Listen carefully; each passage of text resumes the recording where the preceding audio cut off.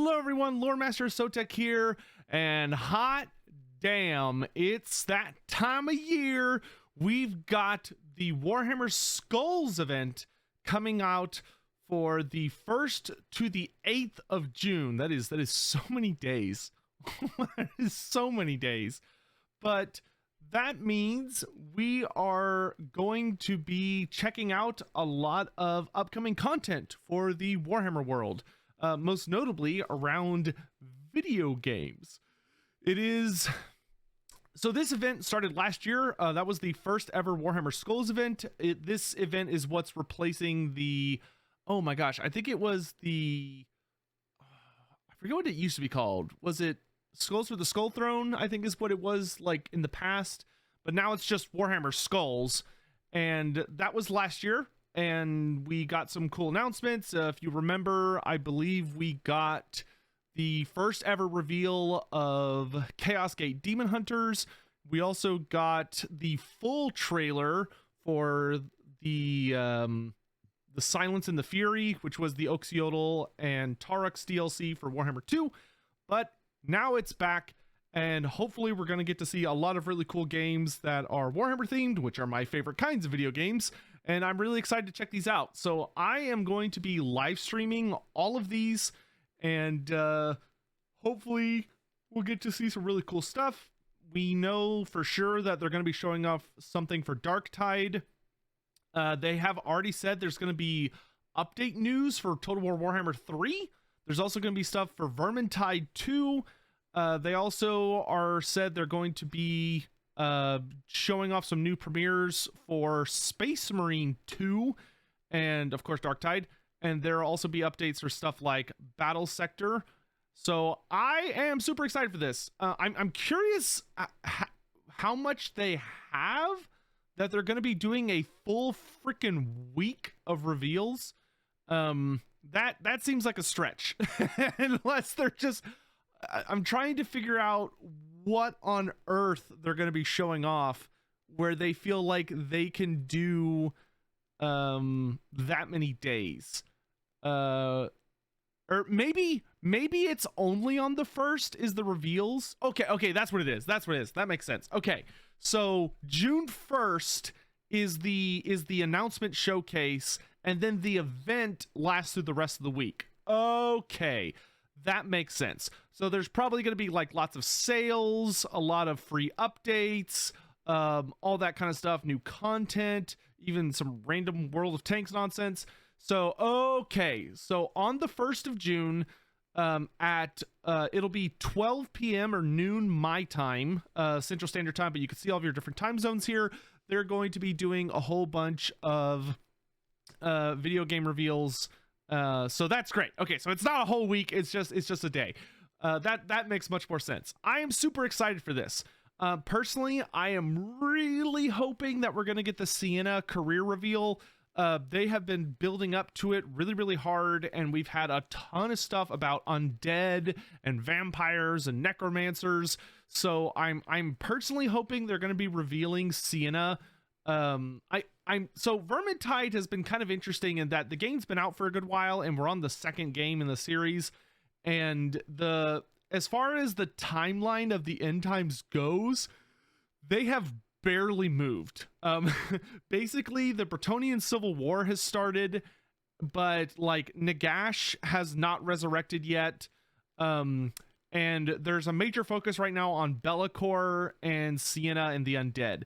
So I'm hoping they're going to advance the storyline with the resurrection of Nagash, because when Nagash gets resurrected, one of the first things he does that's like a super big deal is he rips the Wind of Death out of the vortex and like slams it down into Sylvania so that he can start to consume it. He was going to just eat it himself originally, but because his resurrection was flawed due to some shenanigans involving the Everchild Aliathra, he wasn't able to properly consume the Wind of Death without it destroying him.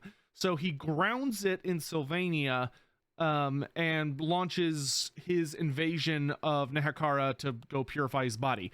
But one of the big ramifications of him doing that is because the Wind of Death gets untethered from the vortex, and Nagash basically kind of like imposes his will on it. He kind of unleashes his dominance on death. A bunch of wizards all over the world suddenly find themselves able to wield the lore of undeath without even meaning to. So all of these wizards who before that point had only been able to wield a single wind of magic, like the wind of fire or the wind of light or the wind of whatever, suddenly found that, oh shit, I can use the lore of undeath now. And a lot of wizards did not even intend to use it, and it just kind of like accidentally slips out. There's actually this really heartbreaking story in the end times about I think he's a death wizard, but there's a wizard who is fighting, I forget what the name of the battle is, but the Grand Bastion, or there's this great golden wall that Balthazar Gout creates. It's a wall of faith and metal that he manages to conjure that blocks the forces of chaos from invading the Empire.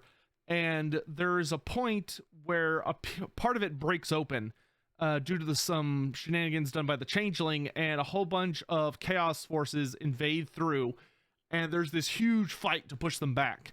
And during that fight, there's an incident where a bunch of these like demons and warriors of chaos and stuff attack a regiment or like a bunch of Empire people, and they're going to get slaughtered. And a battle wizard who is there, like an Empire wizard, suddenly realizes that, kind of in a moment of desperation, he taps into the lore of undeath, and he ends up like summoning the dead and unleashing this like really powerful magic to save all of these guys. Basically his friends. He saves them. But because they see him use necromancy, they kill him, even though he successfully saves them all, and then they murder him because they're like, oh shit, he's a necromancer, even though he wasn't. Which it opens up so many interesting dynamics. And there's even a really interesting thing in this, in how the Vermintide crew, Kruber is actually very against the idea of necromancers. He has a lot of trauma associated with necromancy, because there was a whole incident where his entire regiment, before the events of Vermintide 1, were wiped out by a single necromancer who just blasted them with a really, I think he hit them with like a Wind of Death or a Purple Sun or something. I think it was Wind of Death, but he hits them with a really powerful spell and he killed everybody but Kruber. So like Sienna becoming a necromancer would like open up so much interesting dialogue between the characters, and really finally be advancing the storyline of the end times, which has just kind of been sitting in the Skaven invasion forever. But anyway, I am also really excited for the Total War Warhammer 3 stuff. I'm curious if maybe they're going to start showing us some hints and stuff for Immortal Empires. Maybe give us a trailer to show what that's about, or maybe they can give us like a hint or a sneak peek about the first DLC. But really anything would be great, or maybe, it'll just be some stuff about patch 1.3. But I'm really, really excited to see everything that's going to be coming to the game. I would love for us to get some free LC or something. But let me know what y'all are most excited for. Is there anything in particular you're hoping to see? Is there any particular game that you're wanting some more information on? Obviously, Chaos Gate Demon Hunter just came out, which I don't think there's going to be any big announcements for that, but maybe there will be some kind of like free item you can get by logging on. But hopefully we should be getting like a bunch of Darktide news. Darktide has been releasing quite a bit of information lately. I've heard stuff like there's character customization, and there's a Psyker character that's been confirmed, which I'm really excited about. It sounds like it's going to be a very different game from Vermintide, because where Vermintide is a game where you have 5 named characters who have a very specific storyline, but because of that, there's all this absolutely amazing world building and character development happening among the characters. Darktide seems like you're working more with like a nameless group who there's like a set of careers that you can pick from, and you can actually like customize how your character looks and some other stuff. I don't know how that's going to work, because that's going to be a pretty big departure from the prior game. But I am really glad to see that they're trying a bunch of new stuff, and this isn't just Vermintide in space. I'm really wanting them to go ham and just try all sorts of crazy new ideas and things like that. So let me know what y'all think down below and what you're looking forward to. For those of you that are like really chomping at the bit for some more related like lore stuff, I've got a bunch of videos that are in editing right now that I'm really excited for y'all to see. I have a really cool one about Norska and the Famir that'll be coming out hopefully maybe later today, but if not tomorrow or the day after. And there's also a huge 1 hour special it's probably going to be literally the best video that's been on the channel in a fucking age. So I hope you're all looking forward to that. And that one's almost done. So in any event, I hope you're all doing well. And by the time you're watching this, I'm probably going to be getting ready to live stream something today because I'm getting back on those morning streams. So feel free to come by and say hello. Until then, I hope to see you guys on June the 1st at noon CST.